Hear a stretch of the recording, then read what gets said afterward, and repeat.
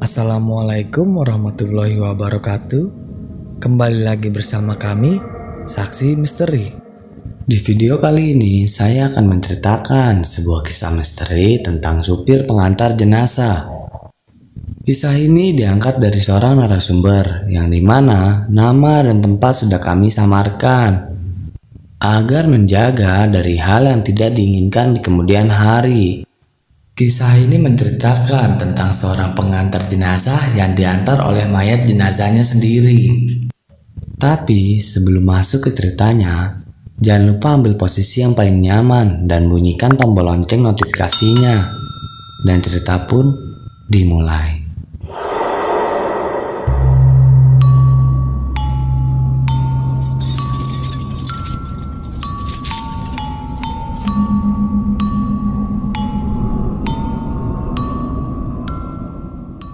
Namaku Anto. Aku adalah supir pengantar jenazah di daerah Serang, Banten. Hari itu aku mendapat panggilan mengantar jenazah ke sebuah daerah di kota Pandeglang. Menjelang Isya, aku pun berangkat ke rumah duka. Setelah sampai di rumah duka, aku pun langsung bergegas membantu jenazah untuk dimasukkan ke dalam mobil ambulan yang kubawa. Dalam hati aku bertanya-tanya, kenapa setelah jenazah dimasukkan ke mobil ambulan, pala keluarga malah masuk ke rumah duka dan bukannya ikut menghantar ke pemakaman. 5 menit berselang aku menunggu di dalam mobil. Datanglah seorang laki-laki setengah baya mengetuk kaca pintu mobilku. "Mas, sudah siap? Mari kita berangkat," ucap laki-laki parubaya tersebut.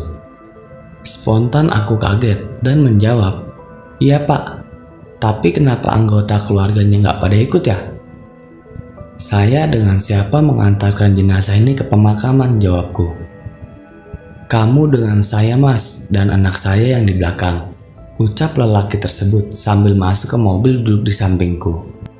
Dengan rasa kaget, aku menoleh ke bagian belakang. Ternyata sudah ada anak kecil berumur 10 tahunan. Timbul pertanyaan dalam hatiku, dari mana datangnya anak ini? Anak kecil itu hanya menunduk dan menangis terisak. "Ayo Mas, kita duluan. Nanti anggota keluarga yang lain menyusul," perintah lelaki parubaya tersebut. "Baiklah Pak, mari kita berangkat," tegasku. Dan aku menyalakan mobil ambulanku untuk berangkat ke makam. Perjalanan ke makam pun kulalui dengan hati-hati. Tidak ada percakapan di mobil itu. Dan sesekali aku menoleh ke belakang melihat anak kecil itu, masih dengan ratapan tangisannya. "Belok kanan Mas," ucap lelaki setengah baya yang mendampingiku. "Siap Pak," jawabku. Setelah kurang lebih 1 jam perjalanan, akhirnya aku sampai di pemakaman dan berhentilah mobil jenazahku di pintu makam. "Mas, tunggu di sini. Saya dan anak saya akan memeriksa ke dalam." "Iya Pak, silakan," jawabku. Dalam hati aku masih bertanya-tanya, kenapa bulu kuduku merinding.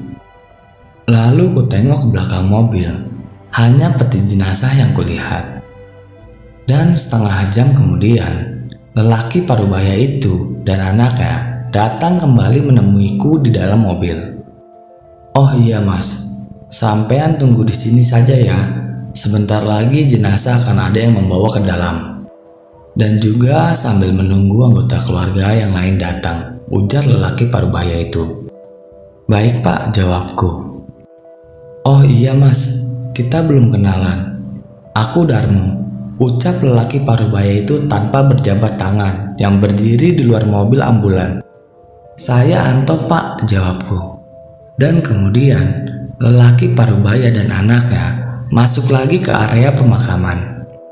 Selang 1/4 jam, datanglah 4 mobil ke pemakaman yang tak lain adalah rombongan keluarga almarhum. Seseorang kemudian mengetuk kaca mobilku. "Loh Mas, kenapa Mas tadi berangkat duluan, gak nunggu kami? Dan sampean kok bisa tahu pemakaman ini? Diantar sama siapa?" tanya salah satu rombongan keluarga almarhum. "Saya tadi diantar dengan 1 laki-laki parubaya dan 1 anak kecil Mas. Nama bapaknya tadi Pak Darmo bilangnya," jawabku. Sontak emas yang bertanya tadi, dia membisu tanpa kata. "Kenapa mas, kok diam?" tanyaku penasaran. "Ah, nggak apa-apa mas. Mas ikut prosesi pemakaman ya?" jawab dan suruh anggota keluarga tersebut. Aku pun menjadi kaku ketika rombongan keluarga yang menuju makam membawa foto jenazah. Foto tersebut adalah wajah dari Pak Darmo. Gemetar, takut, merinding dan mencekam, itulah yang kurasakan. "Mas, ayo ke sana," ucap salah satu anggota keluarga almarhum. "Itu fotonya mirip bapak yang mendampingi saya tadi mas," tanyaku dengan gemetar. Dan sekali lagi, anggota keluarga itu pun terdiam. "Terus, anak kecil tadi siapa mas?" tanyaku dengan penuh ketakutan. "Itu adalah Joni, anak Pak Darmo yang telah meninggal 3 bulan lalu karena kecelakaan," jawab salah satu anggota keluarga dengan meneteskan air mata. Mendengar jawaban itu, aku pun makin gemetar.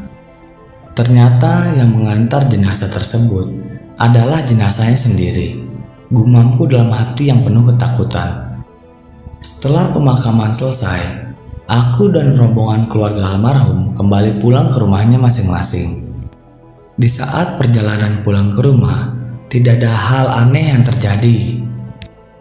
Ketika sampai di rumah dan aku memarkirkan mobil ambulanku, aku melihat bapak-bapak yang tadi di pemakaman dan anaknya melambaikan tangan kepadaku, seraya ingin berterima kasih kepadaku. Dan cerita pun selesai.